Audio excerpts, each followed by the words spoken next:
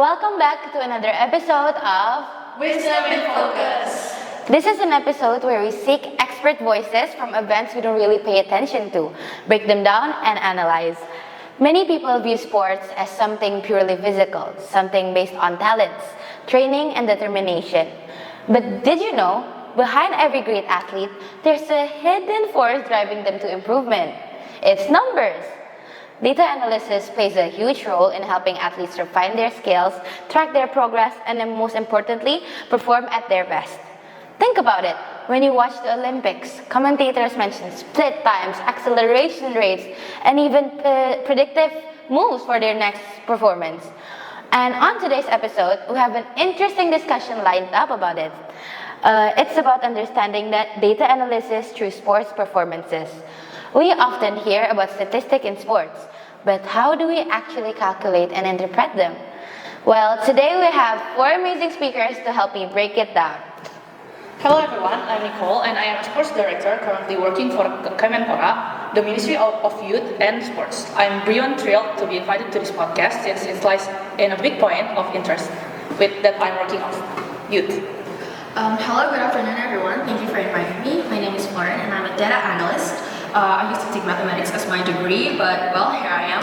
My role today is to help all of you viewers to deep dive into calculations used in sports.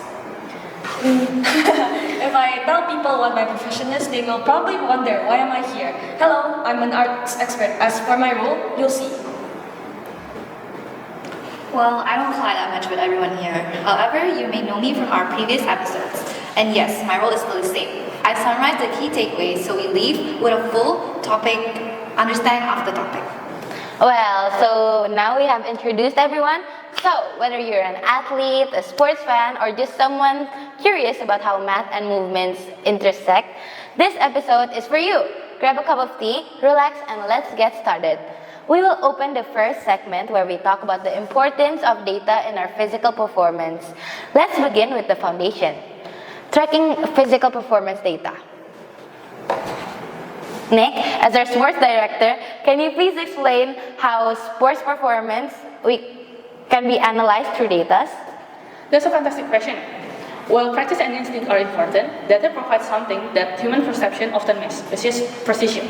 When an athlete tracks their performance, whether it's their running speed, endurance, or muscle strength, they get a clear picture of where they excel and where they need improvement. For example, let's take sprinting.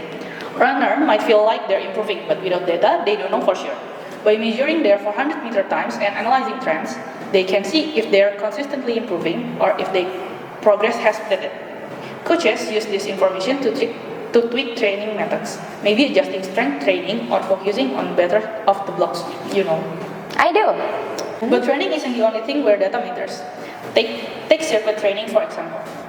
Athletes rotate through different exercises like jump rope, back ups, sit-ups, repetitive stair hops, and burpees, all targeting different muscle groups. Tracking performance in each exercise, whether it's the number of reps completed, the time they're taken, or heart rate recovery, helps athletes and coaches understand the endurance, strength balance, and fatigue level. By analyzing these numbers, they can adjust workout to improve overall fitness rather than just focusing on a single aspect like speed. And I just remember that not that long time ago, a group of students athletes got their data measured. To be exact, their running time for their score. However, they all have very different results. This was due to a lot of factors, both internal and external. Some of the students feel like the day they took the test was gloomy and that really affected their performance. Not only the weather, there are also other external factors students complain about. Like first is the track. Remembering the students that haven't got the proper track field, they ran on a slippery ground. Plus, the 400-meter tracks was not in a straight line. Hence, they said it affected their times. The track was a 40-meter track, which they had to circulate 5 times, where they are marked with orange points. They also reasoned, They also reasoned that they were slower due to the shoes that were part of the school uniform. It was slippery and the insoles is not really comfortable for running. From the result of their performance, their data are analyzed and processed into scores for grading scales. And with their scores, we did the group analysis where we used key statistical measures like mean, median, variance, and standard deviation to grade activities like running, skipping, sit-ups, and make-ups for each student. Which it helps of this calculation, they can grade the students to see who already ace and those who still struggle with sports activities. Ah, I see you. That makes a lot of sense. Now that we understand why data matters, let's break down the numbers behind it. Well, Floren, as a data analyst and our math expert here, how do you analyze this data in a meaningful way? Okay, thank you for the great question. So, data analysis for the scores starts with basic statistical measures such as mean, median, and variance. The mean are, you might be familiar with average, sets a benchmark showing the baseline of the scores. For example, there are 35 students ran a 400 meter with an average score of 87. From the average score, the coach could then compare their results to their scoring criteria of 400 meter run. For example, the coach can compare the data with the average scores from a trained athlete around their age, or with physical fitness standards to see how far they are lacking. With that, the coach could then evaluate the students. If they're below average, then the coach could then increase their training, and if the scores are average or above, then the coach can continue with the trainings or try to maintain it. The median, meanwhile, highlights the central tendency of data. The use of median and mean is pretty much the same, and sometimes median is more accurate than mean. Median divides scores from the lowest and the highest, and this could be useful to divide students into two study groups based on their ability. And then we have variance, which measures how far apart student scores are spread. If, let's say, all student scores are around about 80 to 85, the variance is small, only 5 different variables. But if someone gets 60 and someone gets 100, the variance is big. This means there's a performance gap within the class. And lastly, we have the standard deviation, which shows how far a student's score deviates from the average score from earlier, 97. If the standard deviation is small, it means their values are similar, and if large, then there's quite a striking difference between students with low and high scores. Both of this calculation can help support the data earlier for the coach to create a helpful learning environment for the students based on their skills. So here I'm going to show you an example. Let's use one of the group of students athletes to help understand these statistical measures. So from the data here, we have 5 different students athletes with 5 different scores. We have 68, 84, 86, 88, and 94. So we can then insert these numbers to the formulas. First we have mean. To search for mean, you can use the formula, which is add all of the numbers here, 68 plus 84 plus 86, blah, blah, blah, and then divide it with the amount of scores there. With, the amount of variables there, 5. So 68 plus 84 plus 86 plus 88 plus 94 divided by 5, we get the mean as 87. And then, next we can continue with the median. To search for, basically as I said earlier, median is like the number in the middle. So to make it easy, we can just line up the numbers here from the lowest to the highest. So we got the lower here at 68 and the highest at 94 because the amount of variables here are odd numbers. So we can just find the number in the middle, which is 86. And then we have variance. Variance and standard deviation actually have something, and they're actually pretty common, and you'll see why in a second. To search for variance is a little bit complicated, but for the formula here, I'm just gonna explain you one by one. So let's use, for example, one of the students' scores, which is 68. We can then 68 minus the mean from the calculation earlier, which is 87. So 68 minus 87, and then we can square the the calculation, and then divide with the amount of variables there, which is 5. Wait, I'm sorry, I forgot to explain. So 68 minus 87 squares, and then we add all of the rest of the numbers available, if that makes sense. So for example, 68 minus 87 squares plus 84 minus 87 squares, and so on and so on, and then we divide all of them with 5, which is the amount of scores available. And you will get the variance at 75. Wait, I forgot. Like around 75, 1 per 5. 75, 1 per 5.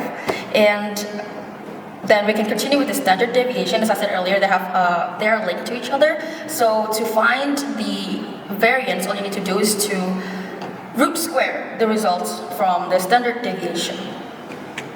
Okay, so as I explained earlier, the use of this equation will be really useful for the coaches because it can help the coaches to then divide the students based on their abilities to see if they need more trainings or if they only need to maintain it. I think that's all I can explain. Thank you. Thank you, Floren. Well, now let's bring in a different perspective. Alexa, you connect data with creativity, plus you did something here, right? How do numbers impact artistic elements in sports? Thanks, Kita. Well, people often separate art and science, but they actually work together. In sports, precision is the key. Choreographers use timing, rhythm, and angles to craft visually appealing movements in sports like figure skating and gymnastics. Numbers aren't just technical, they help translate performances into something captivating. Creativity in sports isn't just about aesthetics, but also strategy. With data-driven insights, athletes can balance technical precision with artistic expression, creating truly amazing performances. Well, what about the jump rope performances, like the one we talked about?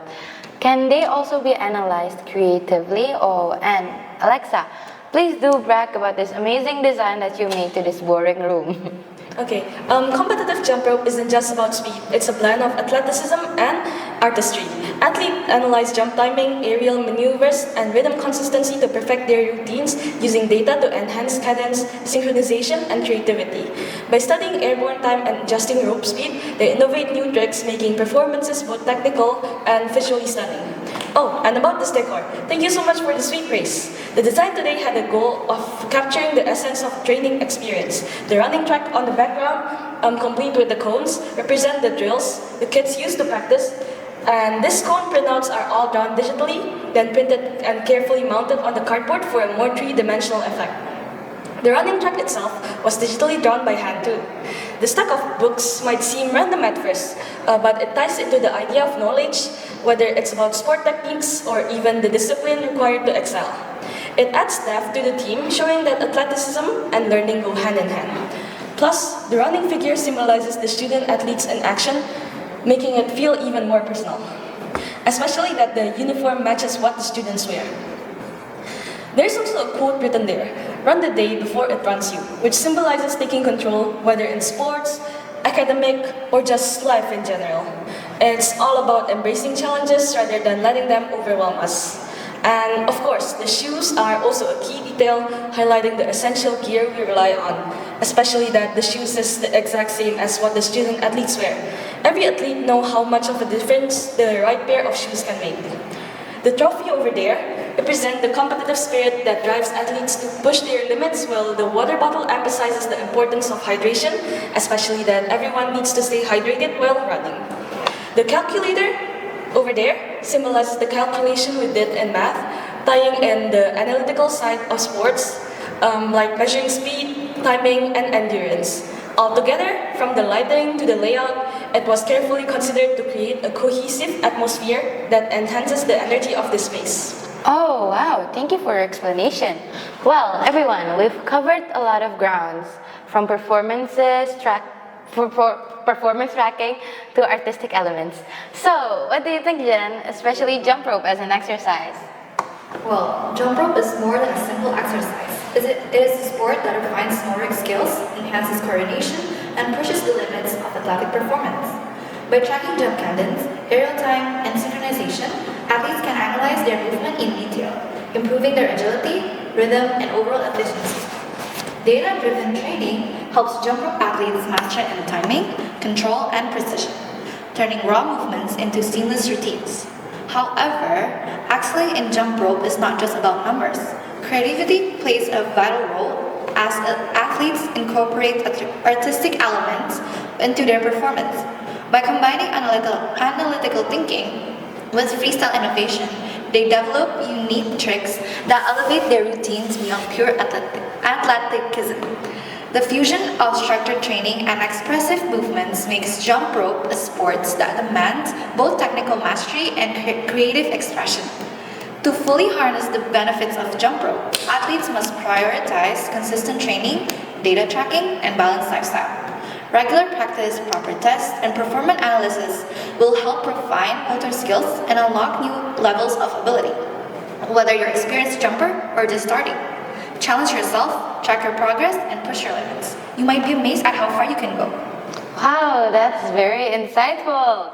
Okay, everyone, before we wrap up, Jenny, what are the biggest takeaways from today's discussion? Well, to wrap it all up, data tracking has revolutionized how athletes measure progress and improve their performance. By analyzing numbers, patterns, and trends, athletes can identify their strength, weakness, and areas needing improvement. Whether it's tracking heart rate during endurance training, analyzing speed and agility on the field, or monitoring calorie intake for optimal nutrition. The ability to measure and interpret data allows athletes to make informed decisions that lead to better results. It's not just about numbers, it's about the story those numbers tell. With clear insight into performance metrics, athletes can set realistic goals, maintain consistency, and ultimately take their ability to the next level. But sports performance isn't just a matter of raw data. Creativity and intuition play a key role, especially in activities like dance, photography, and even game strategy. Athletes often combines analytical thinking with artistic expressions to innovate and stand out in their sports. The fusion of science and creativity can lead to breakthroughs in how games are played, performance are judged, and strategic are developed. Ultimately, sports are a perfect blend of science, strategy, and skill, which each element playing an essential role in pushing boundaries and achieving greatness. So, as you strive to improve, remember to prioritize your health and fitness. Regular workouts, proper rest, and a balanced lifestyle are critical to make the most of your training. Whether you're an elite athlete or just starting out, staying active, working out consistently, and tracking your progress will help you achieve your goals and unlock your full potential. Keep challenging yourself. You might be surprised at how far you can go. Ah, that's a perfect way to conclude. Thank you, Nicole, Floren, Alexa, and Jenny for this insightful discussion. And to our listeners, thank you for tuning in to Wisdom in Focus. Be sure to subscribe and join us for more exciting discussions. Until next time, stay curious and keep learning.